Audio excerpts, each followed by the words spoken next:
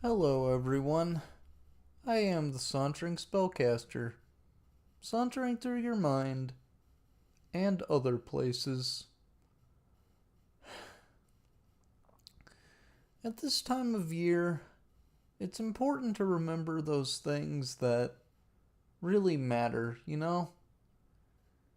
And one of those things is getting together with loved ones and remembering that this is a time all about, you know, giving and being with those you love. It can be a time of year that can get a little sad, a little depressing even at times. But it's also a time where you can remember all these things that really matter. I want to share with you a tradition that my grandparents did with me when I was growing up. We would read through Mole's Christmas, a section of Kenneth Graham's Wind in the Willows. It's one of those stories that it touches on a lot of those things that really make life beautiful. I've had a lot of traditions when it comes to this time of year. One of the traditions that I did with my mom is we would watch Godzilla films together around this time of year. I may not always be able to be with my family, and that's alright. That's just how life is sometimes. But I wanted to share this tradition, and perhaps even make it a tradition on this channel. So, without further ado, from Chapter 5 of Kenneth Graham's Wind in the Willows, Mole's Christmas. The sheep ran huddling together against the hurdles, blowing out thin nostrils and stamping with delicate forefeet, their heads thrown back and a light steam rising from the crowded sheep pen into the frosty air as the two animals hastened by in high spirits, with much chatter and laughter. They were returning across country after a long day's outing with Otter, hunting and exploring on the wide uplands where certain streams tributary to their own river had their first small beginnings, and the shades of the short winter day were closing in on them, and they had still some distance to go, plodding at random across the plough. They had heard the sheep and had made for them, and now, leading from the sheep pen, they found a beaten track that made walking a lighter business, and responded, moreover, to that small inquiring something which all animals carry inside them, saying unmistakably, "Yes, quite right. This leads home." "It looks as if we're coming to a village," said the mole, somewhat dubiously, slackening his pace, as the track that had in time become a path, and then had developed into a lane, now handed them over to the charge of a well-metalled road. The animals did not hold with villages, and their own highways, thickly frequented as they were, took on independent course, regardless of church, post office, or public house. "Oh, never mind," said the rat. "At this season of the year, they're all safe indoors by this time, sitting around the fire, men, women, and children, dogs and cats and all. We shall slip through all right, without any bother or unpleasantness, and we can have a look at them through their windows if you like, and see what they are doing. The rapid nightfall of mid-December had quite beset the little village as they approached it on soft feet over a first thin fall of powdery snow. Little was visible but squares of a dusky orange red on either side of the street, where the firelight or lamplight of each cottage overflowed through the casements into the dark world without. Most of the low latticed windows were innocent of blinds, and to the lookers in from outside, the inmates, gathered round the tea table, absorbed in handiwork, or talking with laughter and gesture, had each that happy grace which is the last thing the skilled actor shall capture, the natural grace which goes with perfect unconsciousness of observation. Moving at will from one theater to another, the two spectators, so far from home themselves, had something of wistfulness in their eyes as they watched a cat being stroked, a sleepy child picked up and huddled off to bed, or a tired man stretch and knock out his pipe on the end of a smoldering log. But it was from one little window, with its blind drawn down, a mere blank transparency on the night, that the sense of home in the little curtained world within walls, the larger stressful world of outside nature, shut out and forgotten, most pulsated. Close against the white blind hung a birdcage, clearly silhouetted, every wire, perch, and appurtenance distinct and recognizable, even to yesterday's dull-edged lump of sugar. On the middle perched the fluffy occupant, head tucked well into feathers, seemed so near to them as to be easily stroked. Had they tried, even the delicate tips of his plumped out plumage penciled plainly on the illuminated screen. As they looked, the sleepy little fellow stirred uneasily, woke, shook himself, and raised his head. They could see the gape of his tiny beak as he yawned in a bored sort of way, looked down, and then settled his head into his back again, while the ruffled feathers gradually subsided into perfect stillness.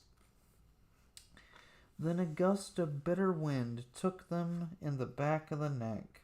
A small sting of frozen sleet on the skin woke them as from a dream, and they knew their toes to be cold and their legs tired and their home distant, a weary way. Once beyond the village, where the cottages ceased abruptly, on either side of the road they could smell through the darkness the friendly fields again, and they braced themselves for the last long stretch, the home stretch, the stretch that we know is bound to end sometime in the rattle of the door latch, the sudden firelight, and the sight of familiar things greeting us as long absent travelers from far over sea. They plodded along steadily and silently, each of them thinking his own thoughts. The moles ran a good deal on supper, and it was pitch dark, and it was well all a strange country for him, as far as he knew, and he was following obediently in the wake of the rat, leaving the guidance entirely to him. As for the rat, he was walking a little way ahead, as his habit was, his shoulders humped, his eyes fixed on the straight gray road in front of him, so he did not notice poor Mole when suddenly the summons reached him and took him like an electric shock. We others, who have long lost the more subtle of the physical senses, have not even proper terms to express an animal's intercommunications with his surroundings, living or otherwise, and would have only the word smell, for instance, to include the whole range of delicate thrills which murmur in the nose of the animal night and day, summoning, warning, inciting, repelling. It was one of these mysterious fairy calls from out the void that suddenly reached Mole in the darkness, making him tingle through and through with its very familiar appeal, even while yet he could not clearly remember what it was. He stopped dead in his tracks, his nose searching hither and thither in its efforts to recapture the fine filament, the telegraphic current that had so strongly moved him. A moment, and he had caught it again, and with it this time came recollection in fullest flood. Home! That was what they meant. Those caressing appeals, those soft touches wafted through the air, those invisible little hands pulling and tugging all one way. Why, it must be quite close by him at this moment. His old home that he had hurriedly forsaken and never sought again, that day when he first found the river.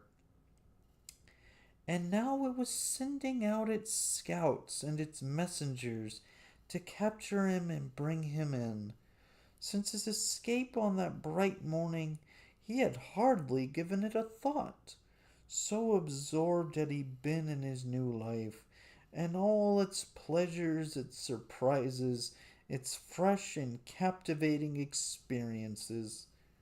Now, with a rush of old memories, how clearly it stood up before him in the darkness, shabby indeed, and small, and poorly furnished, and yet his, the home he had made for himself, the home he had been so happy to get back to after his day's work, and the home had been happy with him too, evidently.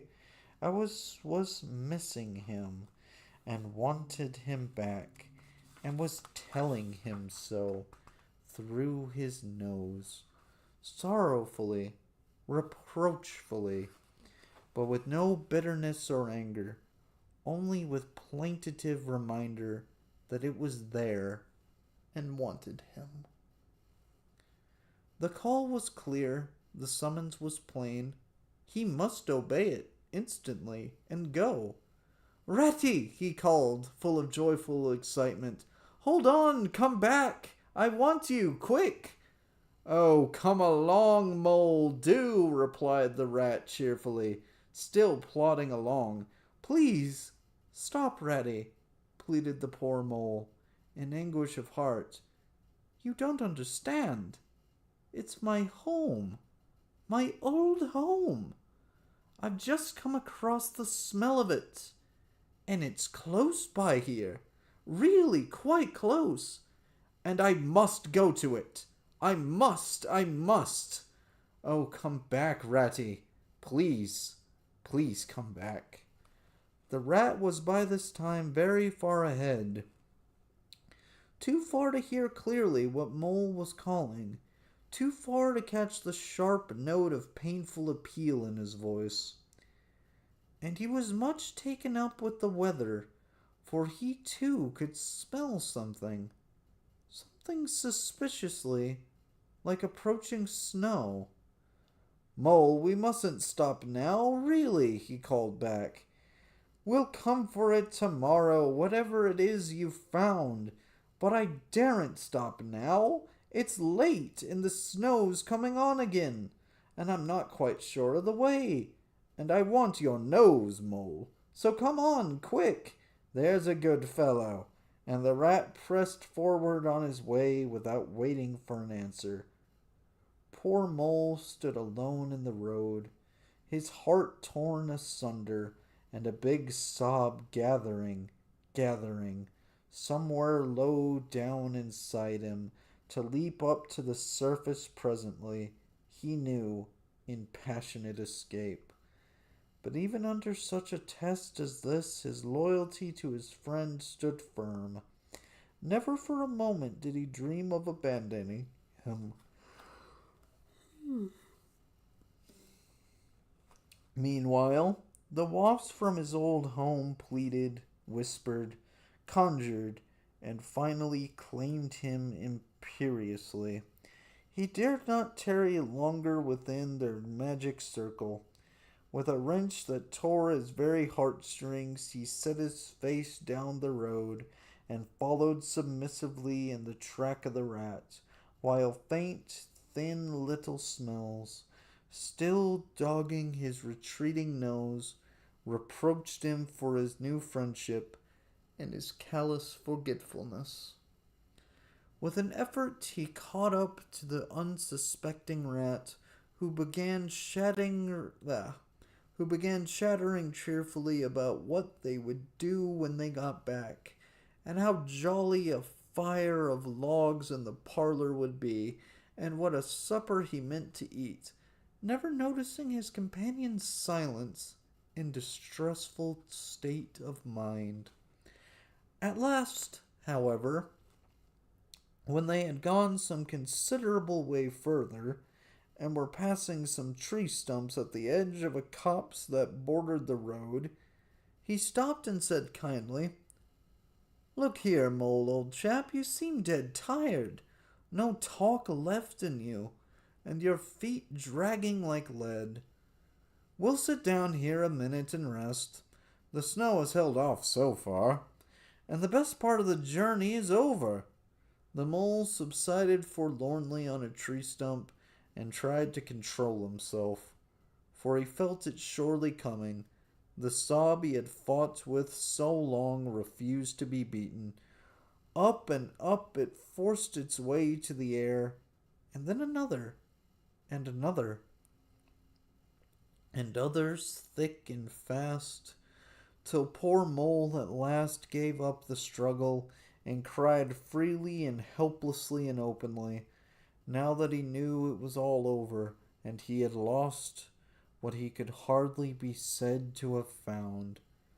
The rat, astonished and dismayed at the violence of Mole's paroxysm of grief, did not dare to speak for a while. At last he said, very quietly and sympathetically, "What is it, old fellow? Whatever can be the matter? Tell us your trouble, and let me see what I can do." Poor Mole found it difficult to get any words out between the upheavals of his chest that followed one upon another so quickly, and held back speech and choked it as it came. "I know it's a shabby, dingy little place," he sobbed forth at last brokenly. "Not like your cozy quarters, or Toad's beautiful hall, or Badger's great house. But it was my own little home, and I was fond of it. And I went away and forgot all about it. And then I smelt it suddenly on the road when I called, and you wouldn't listen, Rat, and everything came back to me with a rush, and I wanted it. Oh dear, oh dear. And when you wouldn't turn back, Ratty, and I had to leave it, though I was smelling it all that time. I thought my heart would break. We might have just gone and had one look at it, Ratty. Only one look. It was close by. But you wouldn't turn back, Ratty. You wouldn't turn back. Oh dear, oh dear. Recollection brought fresh waves of sorrow, and sobs again took full charge of him, preventing further speech. The rat stared straight in front of him, saying nothing, only patting Mole gently on the shoulder. After a time he muttered gloomily, I see it all now. What a pig I have been! A pig! That's me. Just a pig. A plain pig! He waited till Mole's sobs became gradually less stormy and more rhythmical. He waited till at last sniffs were frequent and sobs only intermittent. Then he rose from his seat and, remarking carelessly, Well, now we'd really better be getting on, old chap, set off on the road again, over the toilsome way they had come. Wherever are you going, Ratty? Cried the tearful Mole, looking up in alarm. We're going to find that home of yours, old fellow, replied the rat pleasantly. So you'd better come along, for it will take some finding, and we shall want your nose. Oh, come back, Ratty, do, cried the Mole, getting up and hurrying after him. It's no good, I tell you. It's too late, and too dark, and the place is too far off, and the snow's coming, and I never meant to let you know I was feeling that way about it. It was all an accident and a mistake. And think of Riverbank and your supper. Hang Riverbank and supper too, said the rat heartily. I tell you, I'm going to find this place now, if I stay out all night. So cheer up, old chap, and take my arm, and we'll very soon be back there again. Still snuffling, pleading, and reluctant, Mole suffered himself to be dragged back along the road by his imperious companion, whom by a flow of cheerful talk and anecdote endeavored to beguile his spirits back and make the weary way seem shorter. When at last it seemed to the rat that they must be nearing the part of the road where the Mole had been held up, he said, Now, no more talking. Business. Use your nose and give your mind to it. They moved on in silence for some little way, when suddenly the rat was conscious, through his arm that was linked in Mole's, of a faint sort of electric thrill that was passing down that animal's body. Instantly he disengaged himself, fell back a pace, and waited, all attention. The signals were coming through. Mole stood a moment, rigid, while his uplifted nose, quivering slightly, felt the air. Then a short, quick run forward, a fault, a check, a try back, and then a slow, steady, confident advance. The rat, much excited, kept close to his heels as the Mole, with something of the air of a sleepwalker, crossed a dry ditch, scrambled through a hedge, and nosed his way over a field open and trackless and bare in the faint starlight. Suddenly, without giving warning, he dived, but the rat was on the alert and promptly followed him down the tunnel to which his unerring nose had faithfully led him. It was close and airless, and the earthy smell was strong, and it seemed a long time to Rat ere that passage ended and he could stand erect and stretch and shake himself. The mole struck a match, and by its light the rat saw that they were standing in an open space, neatly swept and sanded underfoot, and directly facing them was Mole's little front door, with Mole End painted in Gothic lettering over the bell pull at the side. Mole reached down a lantern from a nail on the wall and lit it, and the rat, looking round him, saw that they were in a sort of forecourt. A garden seat stood on one side of the door, and on the other side a roller, for the mole, who was a tidy animal when at home, could not stand having his ground kicked up by other animals into little runs that ended in earth heaps. On the walls hung wire baskets with ferns in them, alternating with brackets carrying plaster statuary, Garibaldi and the infant Samuel, and Queen Victoria, and other heroes of modern Italy. Down on one side of the forecourt ran a skittle alley, with benches along it and little wooden tables marked with rings that hinted at beer mugs. In the middle was a small round pond containing a goldfish, and surrounded by a cockle-shell border. Out of the center of the pond rose a fanciful erection, clothed in more cockle shells and topped by a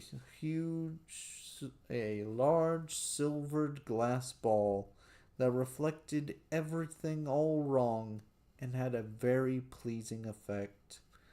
Mole's face beamed at the sight of all these objects so dear to him, and he hurried Rat through the door, lit a lamp in the hall, and took one glance round his old home. He saw the dust lying thick on everything, saw the cheerless, deserted look of the long neglected house, and its narrow, meager dimensions, its worn and shabby contents, and collapsed again on a hall chair, his nose in his paws. "Oh, Ratty," he cried dismally, "why did I ever do it? Why did I bring you to this poor, cold little place on a night like this, when you might have been at Riverbank by this time, toasting your toes before a blazing fire, with all your own nice things about you?" The rat paid no heed to his doleful self-reproaches. He was running here and there, opening doors, inspecting rooms and cupboards, and lighting lamps and candles and sticking them up everywhere. "What a capital little house this is!" he called out cheerily. "So compact, so well planned, everything here and everything in its place. We'll make a jolly night of it. The first thing we want is a good fire. I'll see to that. I always know where to find things. So this is the parlor. Splendid! Your own idea, those little sleeping bunks in the wall. Capital! Now I'll fetch the wood and the coals, and you get a duster. Mole, you'll find one in the drawer in the kitchen table. And try to smarten things up a bit. Bustle about, old chap." Encouraged by his inspiriting companion, the mole roused himself and dusted and polished with energy and heartiness, while the rat, running to and fro with armfuls of fuel, soon had a cheerful blaze roaring up the chimney.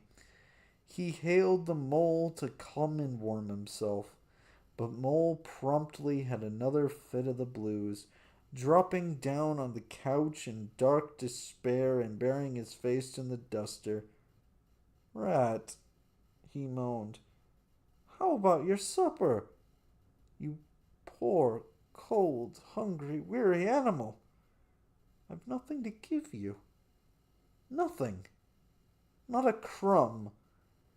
"What a fellow you are for giving in," said the rat reproachfully. "Why, only just now I saw a sardine opener on the kitchen dresser, quite distinctly, And everyone knows that means there are sardines about somewhere in the neighborhood. Rouse yourself, pull yourself together, and come with me and forage." They went and foraged accordingly, hunting through every cupboard and turning out every drawer. The result was not so very depressing after all, though of course it might have been better. A tin of sardines, a can of Captain's biscuits, nearly full, and a German sausage encased in silver paper. "There's a banquet for you," observed the rat as he arranged the table. "I know some animals who would give their ears to be sitting down to supper with us tonight." "No bread," groaned the mole dolefully. "No butter, no pâté de foie gras, no champagne," continued the rat, grinning. "And that reminds me, what's that little door at the end of the passage?" "Your cellar, of course. Every luxury in this house. Just you wait a minute." He made for the cellar door and presently reappeared, somewhat dusty, with a bottle of beer in each paw and another under each arm. "Self-indulgent beggar you seem to be, Mole," he observed. "Deny yourself nothing. This is really the jolliest little place I was ever in. Now, wherever did you pick up those prints? Make the place look so home-like they do. No wonder you're so fond of it, Mole. Tell us all about it, and how you came to make it what it is."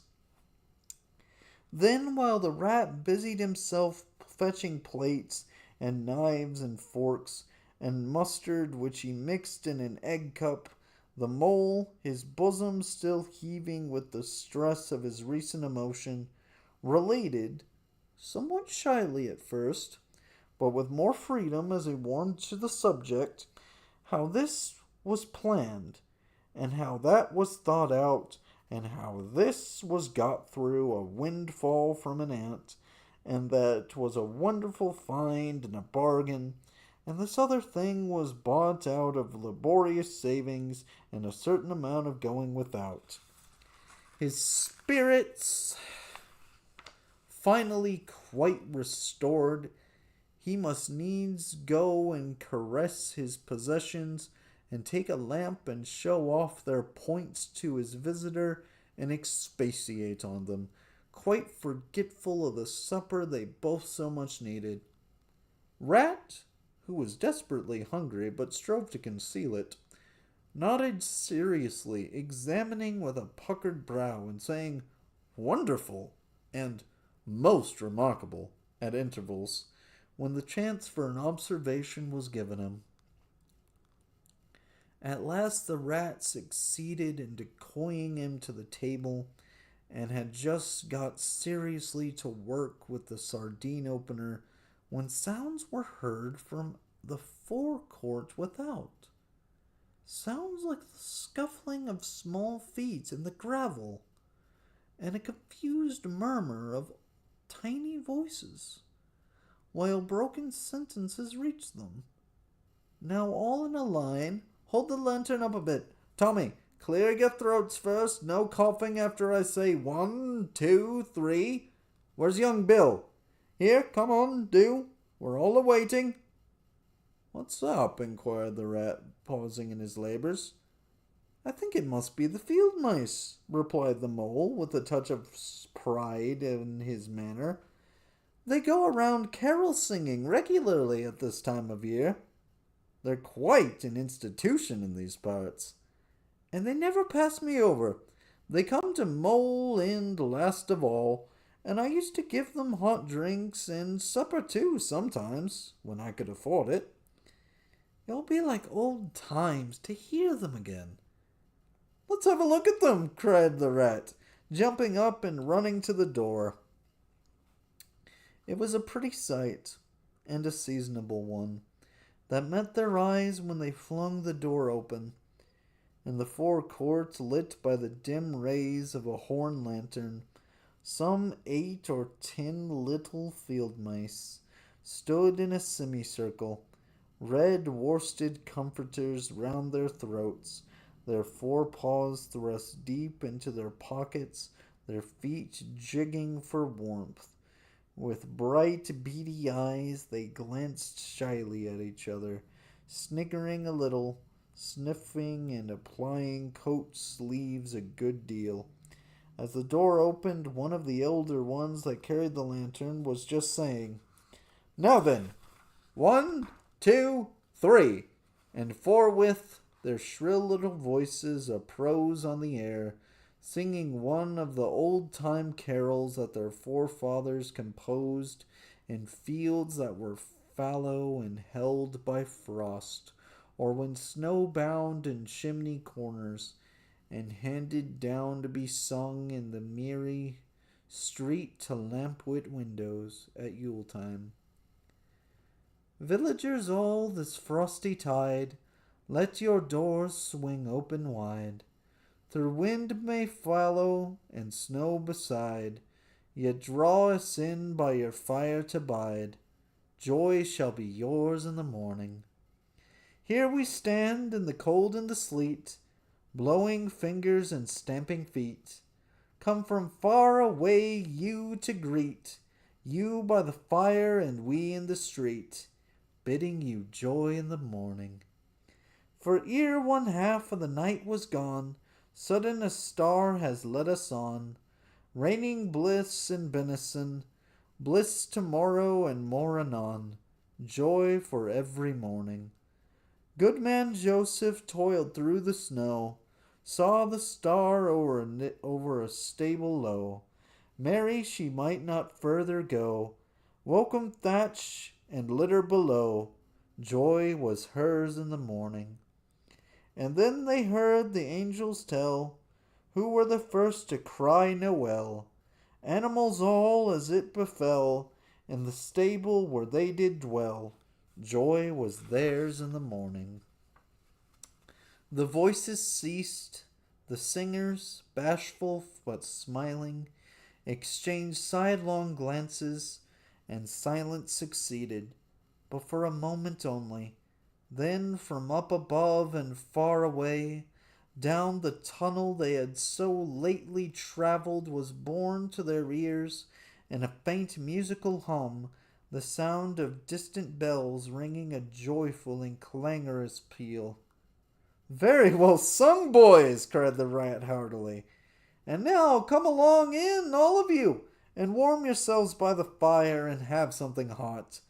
"Yes, come along, field mice," cried the mole eagerly.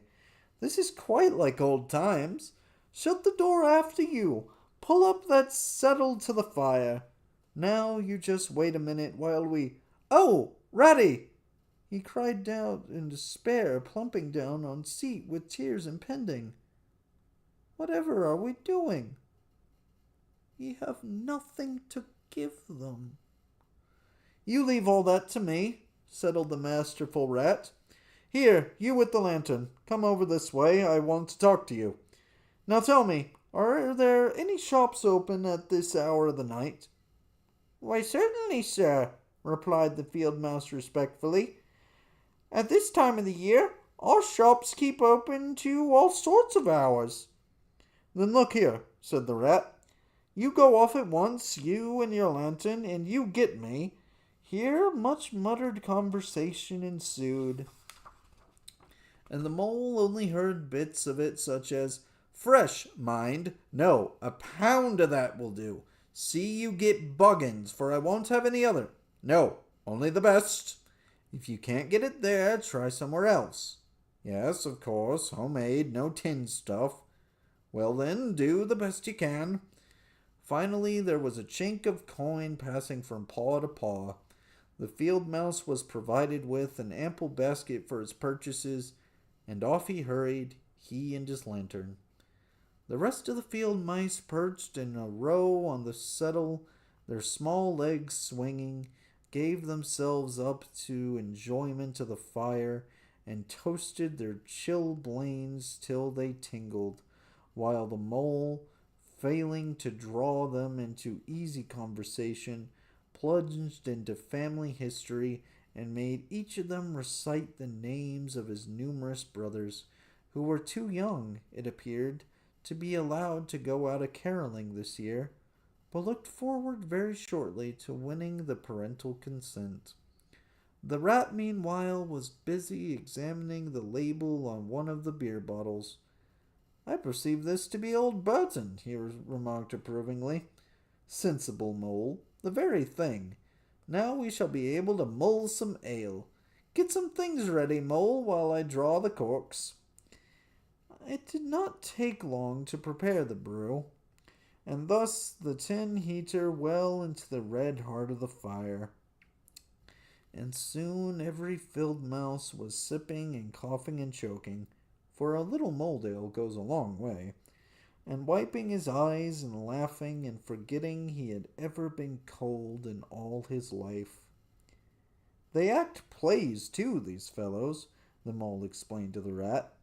Make them up all by themselves, and act them afterwards. And very well they do it, too.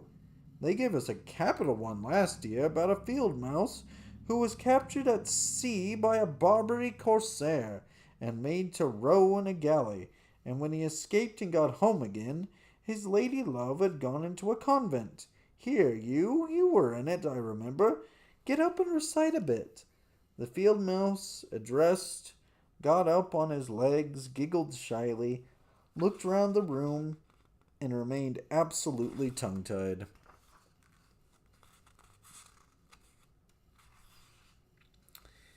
His comrades cheered him on. Mole coaxed and encouraged him, and the rat went so far as to take him by the shoulders and shake him. But nothing could overcome his stage fright. They were all busily engaged on him like watermen applying the Royal Humane Society's regulation to a case of long submersion. When the latch clicked, the door opened, and the field mouse with the lantern reappeared, staggering under the weight of his basket. There was no more talk of play acting once the very real and solid contents of the basket had been tumbled out on the table. Under the generalship of Rat, everybody was set to do something or fetch something. In a very few minutes supper was ready, and Mole, as he took the head of the table in a sort of dream, saw a lately barren board set thick with savory comforts, saw his little friends' faces brighten and beam as they fell to without delay, and then let himself loose, for he was famished indeed, on the provender so magically provided, thinking what a happy homecoming this had turned out after all. As they ate, they talked of old times, and the field mice gave him the local gossip up to date, and answered as well as they could the 100 questions he had to ask them.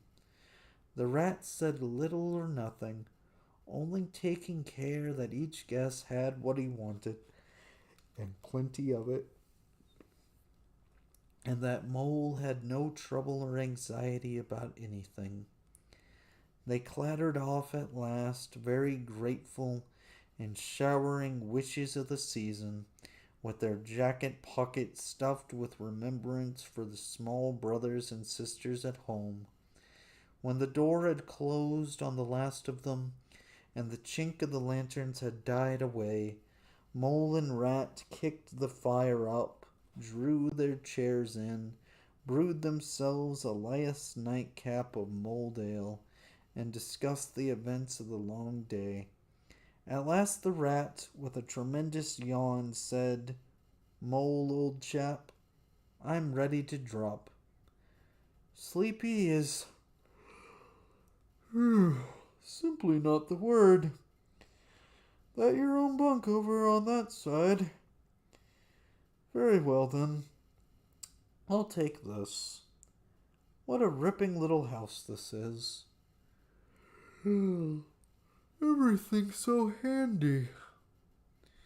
He clambered into his bunk and rolled himself well up in the blankets, and slumber gathered him forthwith as a swath of barley is folded into the arms of the reaping machine.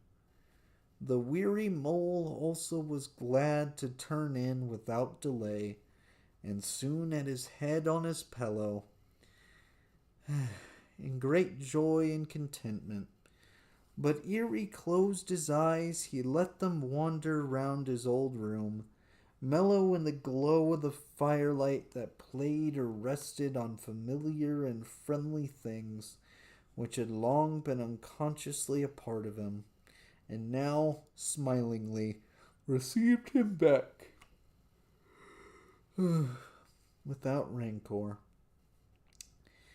He was now in just the frame of mind that the tactful rat had quietly worked to bring about in him. He saw clearly how plain and simple, how narrow even, it all was, but clearly, too, how much it all meant to him, and the special value of some such anchorage in one's existence. He did not at all want to abandon the new life and its splendid spaces, to turn his back on sun and air and all they offered him, and creep home and stay there. The upper world was all too strong. It called to him still, even down there, and he knew he must return to the larger stage. But it was good to think he had this to come back to, this place which was all his own, these things which were so glad to see him again, and could always be counted upon for the same simple welcome.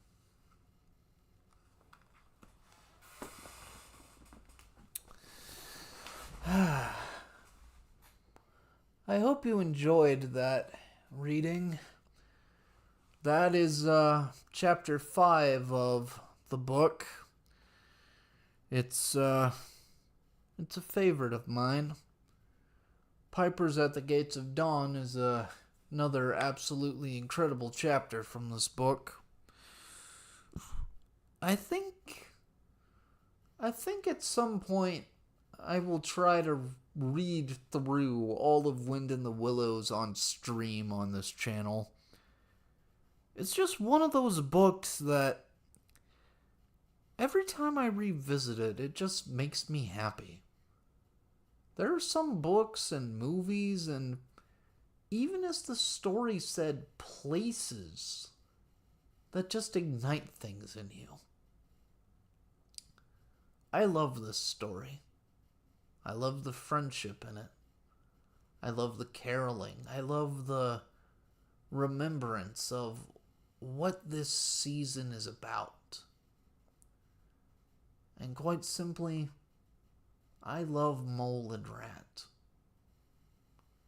And I hope, whether you tuned in to watch this stream, because it does seem like there is someone watching it right now, or if perhaps you happen to chance upon this, once it becomes a VOD, I hope that in some way this story can resonate with you. That in this cold season of winter, that you may have people that love you. That you may know that you are loved. That maybe you will have a friend who will stay by you.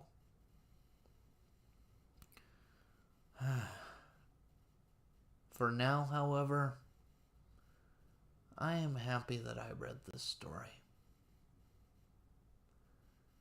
God bless all of you. And know that you are loved. Thank you for tuning in. Thank you, those of you who may watch this later. Have a Merry Christmas and a Happy Holiday. And may you too, like Mole and Rat, be able to enjoy the simple comforts of life. Thank you.